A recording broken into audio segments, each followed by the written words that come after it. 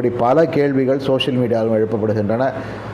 இன்னும் சுவாரஸ்யமான விஷயம் வந்து இந்த ஒரு சோஷியல் மீடியாவில் வந்து அண்ணாமலை ஆதரவு மற்றும் அதிமுக கூட்டணி எதிர்ப்பு கருத்துக்களை பதிவிடுபவர்கள் மீது கடுமையான நடவடிக்கை எடுக்க ஒரு குழு அமைக்கப்பட்டிருக்கிறது.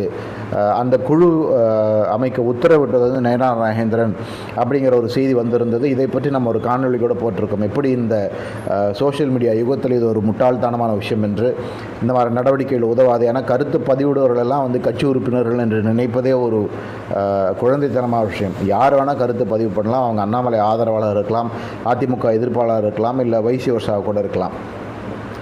இதுவரைக்கும் வந்து அது வந்து அப்படி ஒன்றும் நடக்கவில்லை என்று பல இரண்டாம் கட்ட பாஜக தலைவர்கள் தமிழகத்திலே தெரிவித்தார்களே தவிர ஒரே ஒரு பத்திரிகையாளர் சந்திப்பு நடத்தி நயனார் நாகேந்திரன் அப்படி எதுவும் நடக்கவில்லை என்று இதுவரை சொல்லவில்லை என்பதை நம்ம குறிப்பாக பார்க்க வேண்டும். ஆக இந்த விதமான ஒரு